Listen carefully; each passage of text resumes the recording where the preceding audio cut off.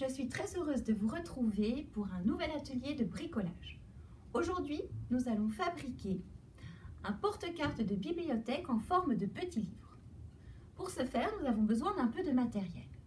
Nous pouvons utiliser une couverture d'agenda récupérée. Mais moi, je vous conseille plutôt d'investir dans du tissu synthétique imitation cuir qu'on trouve dans les magasins de tissus. Nous aurons besoin aussi de tissu adhésif, de ruban adhésif décoré, d'un petit porte-carte dans lequel on aura le droit de découper, de ruban, un marqueur noir, des feuilles de livre, des pages, du papier de couleur. On peut prendre aussi du papier de partition, du scotch double face, des attaches parisiennes et puis naturellement la carte. Alors c'est parti. Dans notre tissu synthétique imitation cuir, on va donc découper un rectangle de sorte que plié en deux, on ait l'impression d'avoir un petit carnet entre les mains. À l'intérieur, on va coller du tissu adhésif qu'on aura découpé, là aussi en forme de rectangle, à une taille à peine inférieure. Ensuite, nous allons faire 4 petits trous dans la couverture, dans la pliure. Pour ce faire, on peut utiliser la pointe de ciseaux ou un petit clou ou une tête de compas. Bon, pour cela, faites-vous aider. On préforme donc les petits trous et puis on va maintenant s'intéresser à nos pages de livres. Alors on a le choix, on peut utiliser donc du papier de couleur, on peut utiliser des pages de partition, des pages de vieux livres, mais à chaque fois vous aurez remarqué que je les aurai découpées en forme de rectangle et là aussi de taille inférieure à la couverture, pour ne pas que les pages dépassent. Moi, j'adore les pages de partition. Alors du coup, là aussi, je vais découper mes petits rectangles, je vais plier en deux mes pages pour que mes pages puissent s'insérer dans mon carnet. Et vous vous rappelez que là, j'ai fait 4 trous à distance égale. Je vais donc utiliser ces 4 trous pour pouvoir fixer mes pages. J'utilise mes petites attaches parisiennes. Alors, on en trouve des grandes, on en trouve aussi de toutes petites, c'est beaucoup plus joli. Et je vais planter mon attache parisienne dans la couverture. Hop, hop, hop. Vous voyez, donc là, elle dépasse. Et je vais le faire 4 fois. Mais pour une des 4, je vais utiliser un petit morceau de ruban. Voilà, comme ceci. Que je vais là aussi perforer. Voilà. Donc ça se perfore tout simplement. Donc là, vous voyez, le ruban est pris dans l'attache parisienne. Et je mets mon attache parisienne dans ma couverture synthétique. Je continue. Et je continue encore. Je mets donc les 4 attaches parisiennes. Vous voyez, les 4 attaches parisiennes. Je retourne. Et je vais pouvoir mettre mes pages de partition. 1, 2, 3. Alors, c'est la partie un peu délicate. Hein. Voilà, j'appuie bien. Et je vais en remettre encore.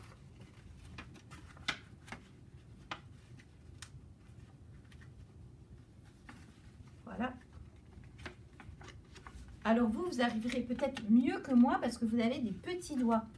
Voilà. Moi, j'ai des doigts d'adulte, donc c'est pas toujours évident d'être minutieux avec des doigts d'adulte.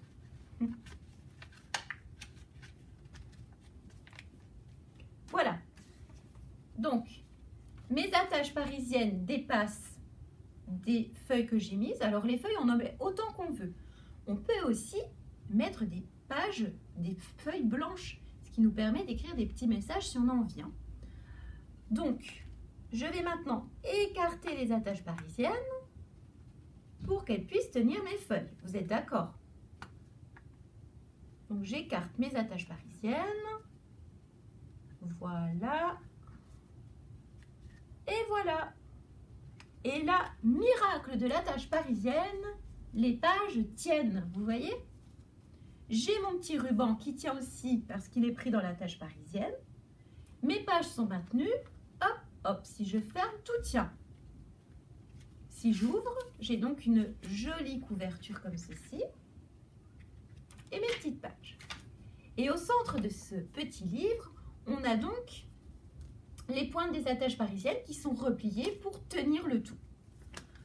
Pour ne pas qu'on se blesse et pour ne pas que ça soit pas très joli, on va utiliser du ruban de couleur. Alors, celui-ci s'est collé, du coup je vais prendre les petits cœurs. C'est pas grave.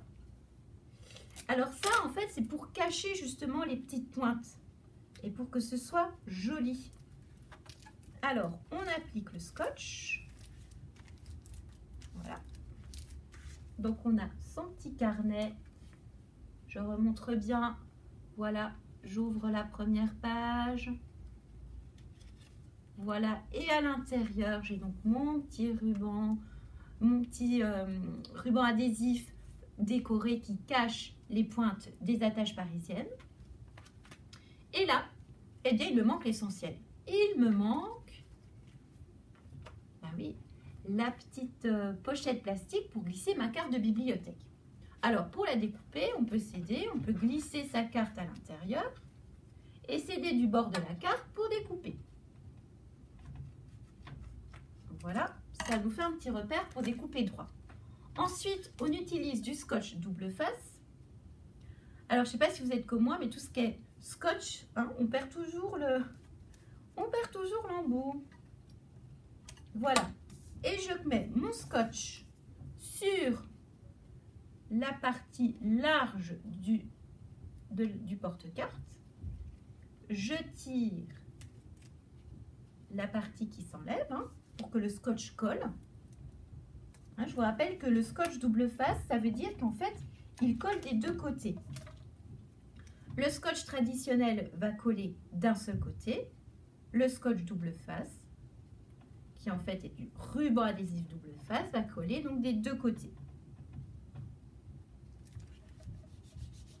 J'appuie, puisque je vais coller ça à l'intérieur de mon petit carnet.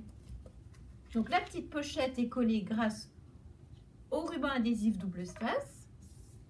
J'intègre ma carte de bibliothèque. Voilà, je vais poser, ça sera plus facile pour moi. Et voilà, le tour est joué.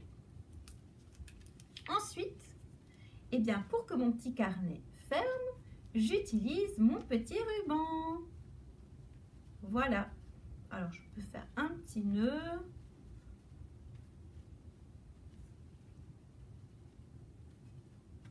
Voilà.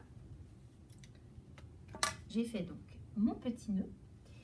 Et ensuite, eh bien, je peux customiser encore la couverture. Alors, dans le commerce, dans les magasins de loisirs créatifs, on trouve des choses adhésives qui sont jolies, qui sont déco. Moi, j'ai trouvé ces petites étiquettes en liège que j'aime beaucoup.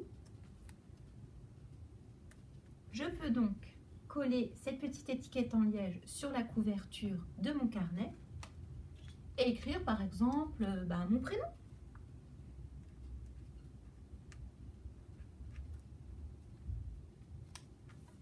Et voilà, le tour est joué. Je vais à la bibliothèque, hop, j'arrive aux bornes pour enregistrer mes livres et je sors ma carte qui est intacte. Quand j'ai fini, je la range à l'intérieur. Je ferme mon porte-carte avec mon petit ruban. Et je glisse le tout dans mon sac de bibliothèque. Et c'est parti! Voilà, j'espère que ça vous aura plu et je vous dis à très bientôt.